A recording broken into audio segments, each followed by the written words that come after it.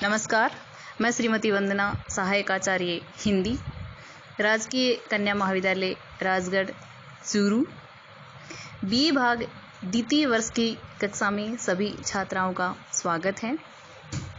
छात्राओं, आज का अपना विषय रहेगा हिंदी साहित्य।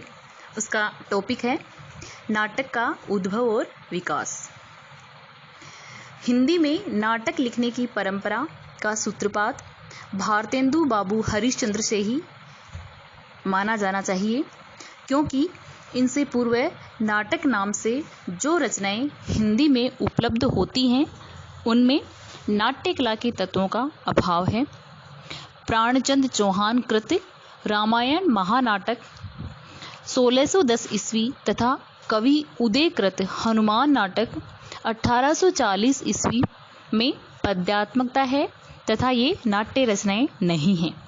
आधुनिक काल में भारतेंदु जी के पिता गोपाल चंद गिरधर दास ने नहुस 1857 ईस्वी, गणेश कवि ने प्रद्युम्न विजय 1863 ईस्वी तथा शीतला प्रसाद त्रिपाठी ने जानकी मंगल 1868 ईस्वी नाटकों की रचना की।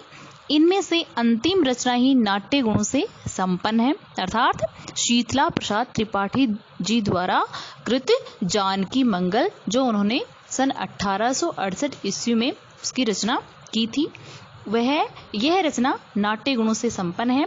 किंतु तब तक भारतेंदु जी का विद्या सुंदर, जो 1868 ईस्वी में उनके द्वारा रचा गया था, प्रकाशित हो चुका था, जो संस्कृत के चोर पंचाशिका का हिंदी अनुवाद है। भारतेंदु जी ने न केवल हिंदी में मौलिक नाटकों की रचना की, अपितु उन्होंने दूसरी भाषाओं की श्रेष्ठ नाट्य रचनाओं के अनुवाद भी किए।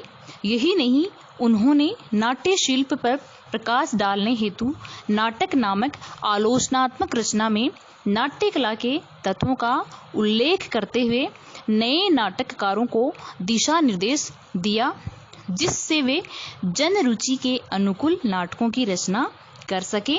उन्होंने युगीन परिस्थितियों को ध्यान में रखकर ऐसे नाटकों की रचना का मार्ग प्रशस्त किया, जो भारतीय एवं पाश्चात्य नाट्य कला का समन्वयात्मक रूप प्रस्तुत करते थे। हिंदी नाटकों के विकास की परंपरा का अध्ययन करने हेतु उसे निम्न कालों में हम वर्गीकृत कर सकते हैं या वर्गीकृत किया जा सकता है। उसमें पहला अपन सोपान या चरण लें तो उसमें आएगा भारतेंदु युगीन हिंदी नाटक सन 1857 से 1900 ईस्वी तक। दूसरा है प्रसाद युगीन हिंदी नाटक, उसकी समय सीमा है सन 1900 ईस्वी से 1950 ईस्वी तक। तीसरा है प्रसादोत्तर हिंदी नाटक सन 1950 के उपरांत। तो पहला अपन देखेंगे भारतेंदु युगीन हिंदी नाटक सन 1857 से 1900 ईस्वी तक, जिसकी समय सीमा है। भारतेंदु युग में मौलिक और अनुदित दोनों प्रकार के नाटकों की धूम रही। एक और तो दूसरी भाषाओं के श्रेष्ठ नाटक हिंदी में अनुदित किए गए, दूसरी ओर मौलिक नाटकों की भी इस काल में रचना की गई। अनुदित नाटक मुख्यतः बंगला, संस्कृत, अंग्रेजी भाषाओं की नाट्य कृतियों पर आधारित हैं। यानी इस काल में अनुदित और मौलिक दोनों ही प्रकार के नाटक लिखे गए, जिसमें जो अनुदित नाटक हैं उनमें अनुवाद हुआ है बंगला से, संस्कृत से और अंग्रेजी भाषाओं की जो नाट्य कृतियां उनका हिंदी में अनुवाद हुआ, और मौलिक नाटक जो किसी भाषा से अन्य भाषाओं के नाटकों का अनुवाद नहीं है बल्कि स्वयं की रचनाएं हैं। इन अनुदित नाटकों से हिंदी नाट्य साहित्य को नवीन दृष्टि प्राप्त हुई और हिंदी में नाट्य रचना का सूत्रपात हुआ। स्वयं भारतेंदु जी ने अनुदित नाटकों की रचना की। इनकी सूची इस प्रकार से है। उन्होंने जो नाटक अनुवाद अन्य भाषाओं से, बंगला भाषा से, संस्कृत से इन्होंने जो अनुवाद किया था और वो जो नाटक लिखे थे, उनमें पहला है विद्या सुंदर, जो 1868 में उन्होंने लिखा। दूसरा है रत्नावली, जो 1868 में उन्होंने लिखा था। फिर तीसरा है धनंजय विजय, जो 1873 में उन्होंने लिखा था। चौथा है कर्पूर मंजरी, जो 1875 में उन्होंने लिखा। पांचवा है पाखंड विडंबन, जो उन्होंने 1872 में लिखा। छठा है मुद्रा राक्षस 1878 में लिखा गया, और अंतिम है दुर्लभ बंधु जो 1880 में उनके द्वारा रचा गया। इनके अतिरिक्त भारतेंदु जी ने जिन मौलिक नाट्य कृतियों की रचना की उनकी सूची इस प्रकार है। उनकी मौलिक नाट्य कृतियां हैं, पहली है वेदिकी हिंसा हिंसा न भवति जो उन्होंने 1873 ईस्वी में लिखी थी। दूसरा है सत्य हरिश्चंद्र जो उन्होंने 1875 ईस्वी में लिखा था। 1876 ईस्वी में उन्होंने लिखा था श्री चंद्रावली। फिर लिखा उन्होंने विष से विष मोषधम 1876 ईस्वी में। फिर 5वें नंबर पर उन्होंने लिखा भारत दुर्दशा 1880 में लिखा उन्होंने। भारतेंदु जी की 1881 में जो रचना प्रकाशित हुई नाट्य रचना वह थी नील देवी। 1881 में ही उन्होंने उनकी प्रसिद्ध नाट्य कृति मौलिक नाट्य कृति अपने सामने आई अंधेर नगरी। 8वीं कृति के रूप में उन्होंने लिखा सती प्रताप 1883 ईस्वी में। 1875 में उन्होंने प्रेम जोगिनी और 1877 में भारत जननी नाम से भी मौलिक नाट्य कृतियां लिखी। इस प्रकार से भारतेंदु जी ने कुल 17 नाटकों की रचना की, जिसमें उनके 7 हैं जो अनुदित नाटक हैं और 10 नाटक हैं वो मौलिक नाट्य कृतियां हैं।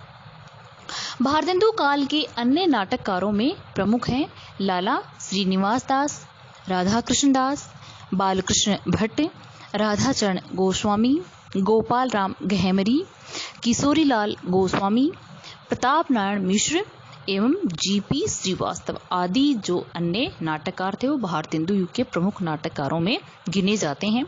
लाला श्रीनिवास दास ने 4 नाटकों की रचना की, श्री प्रहलाद चरित्र, तप्ता स्मरण, रणधीर प्रेम मोहिनी और संयोगिता स्वयंवर। इस प्रकार लाला श्रीनिवास दास जी के भारतेंदु युग में ये नाटक आए। राधा कृष्ण दास भारतेंदु युग के एक अन्य लोकप्रिय नाटककार माने जाते हैं।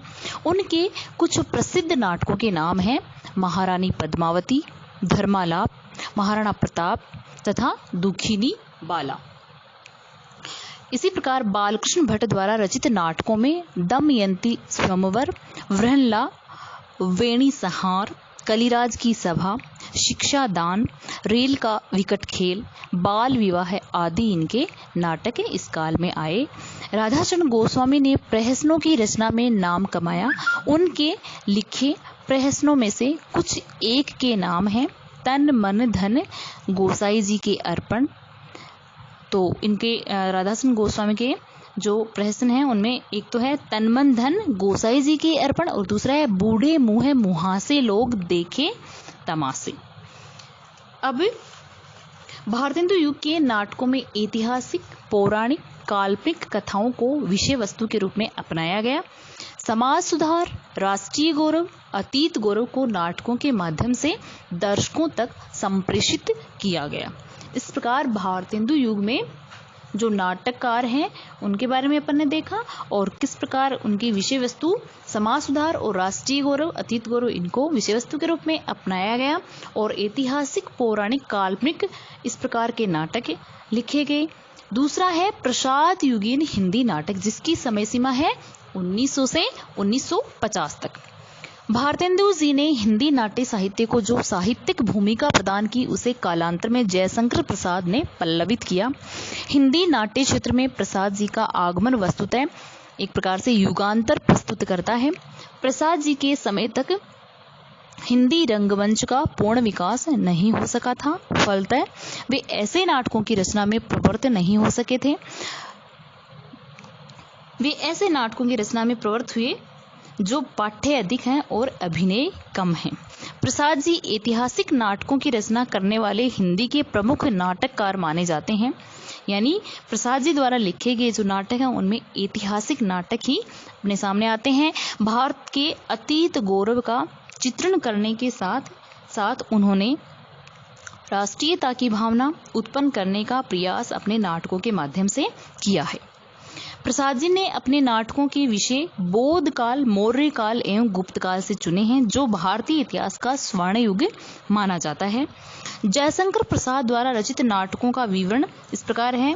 उन्होंने पहला नाटक लिखा विशाख 1921 में अपने सामने आया।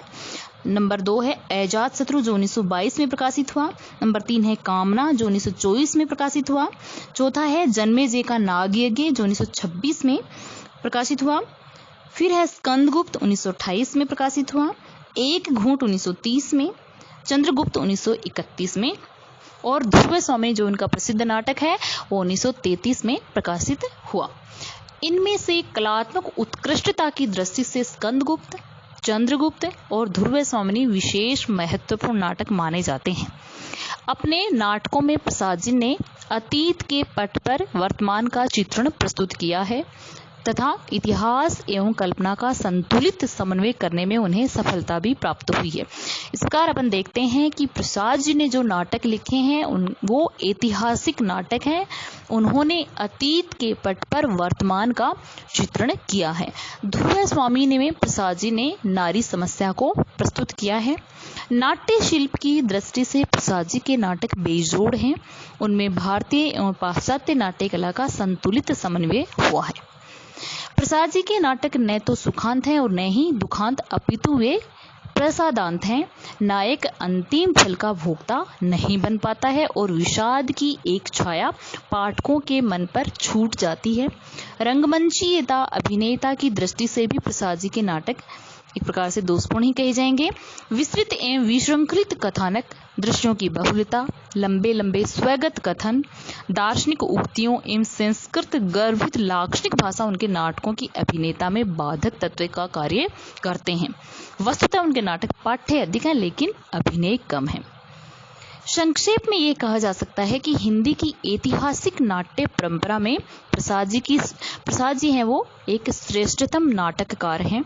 प्रसाद युग के अन्य उल्लेखनीय नाटककारों में हरि कृष्ण प्रेमी, लक्ष्मी नारायण मिश्र, सेठ गोविंद दास, गोविंद वल्लभ पंत, उपेंद्र नाथ अश्क, वृंदावन लाल वर्मा, किशोरी दास वाजपेयी, वियोगी हरि, चतुरसेन शास्त्री, पांडेय बेचन शर्मा उग्र आदि के नाम लिए जा सकते हैं। अगला है प्रसादोत्तर हिंदी नाटक। प्रसाद के बाद के जो लेखक या नाटककार अपने सामने आए उन्हें प्रसादोत्तर नाटककारों में गिना जाता है, जिनकी समय सीमा है 1950 के उपरांत। प्रसादोत्तर नाटकों का प्रारंभ हम सन 1950 ईस्वी से मान सकते हैं। इस काल के उपरांत रचित नाटक जीवन के यथार्थ से अधिक जुड़े हुए हैं तथा उनमें रंगमंचीयता एवं अभिनेता का विशेष ध्यान रखा गया है। देश में स्वतंत्रता के उपरांत एक नई चेतना का विकास हुआ तथा जनमानस ने जो अपेक्षाएं की थी वे भी पूरी नहीं हो सकी। सर्वत्र स्वार्थपरता, छल कपट, भ्रष्टाचार, अवसरवादिता का बोलबाला हो गया था। युवा पीढ़ी दिग्भ्रमित हो गई। बढ़ती हुई बेरोजगारी ने तनाव, संघर्ष एवं आपराधिक प्रवृत्तियों को जन्म दिया। मूल्यों में परिवर्तन हुआ और समाज का ढांचा बिखरने लगा। महानगरीय जीवन, यांत्रिकता, औद्योगिकरण के कारण जीवन और जगत में अनेक नई समस्याओं का विकास हुआ। नवीन परिवेश, नवीन भावबोध एवं नवीन मान्यताओं ने नाटकों की विषय वस्तु को भी बदल दिया। नाटक ने पुरानी लीक छोड़कर नवीन मार्ग ग्रहण किया। यद्यपि इस काल में भी नाटकों की विषय वस्तु का चयन इतिहास पुराण के साथ साथ समसामयिक जीवन से किया गया, तथापि अब विषय वस्तु एवं शिल्प में बदलाव नजर आने लगा। जटिल जीवनानुभूतियों को अब नाटक में प्रस्तुत किया जाने लगा तथा अंतर्द्वंद चित्रण की प्रमुखता रहने लगी। अर्थात आधुनिक युग तक या फिर प्रसादोत्तर जो हिंदी नाटक हैं उनमें जो वास्तविक जीवन की जो अनुभूतियां थी उनको नाटक में प्रस्तुत किया जाने लगा।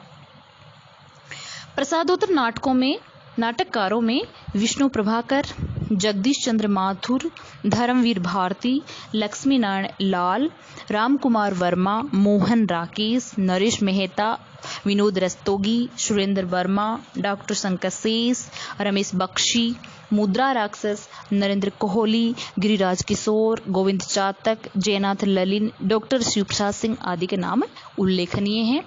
विष्णु प्रभाकर ने अपने नाटकों में आधुनिक भावबोध से उत्पन्न तनाव एवं जीवन संघर्ष को सफलतापूर्वक प्रस्तुत किया है। इनके लिखे प्रसिद्ध नाटकों में जो नाटक है 1958 में प्रकाशित हुआ था, तथा दूसरा है युगे युगे क्रांति और टूटते परिवेश के नाम प्रमुखतः लिए जा सकते हैं। जगदीश चंद्र माथुर ने हिंदी रंगमंच को नई दिशा देने का प्रयास अपने बहुचर्चित नाटकों के माध्यम से किया। इनके जगदीश चंद्र माथुर के प्रसिद्ध नाटक हैं कोणार्क जो 1951 में प्रकाशित हुआ, शारदिया 1950 में प्रकाशित हुआ तथा पहला राजा 1969 में प्रकाशित हुआ तथा दशरथ नंदन 1974 में प्रकाशित हुआ। ये इनके प्रसिद्ध नाटक हैं। मोहन राकेश आधुनिक काल के सशक्त नाटककार माने जाते हैं।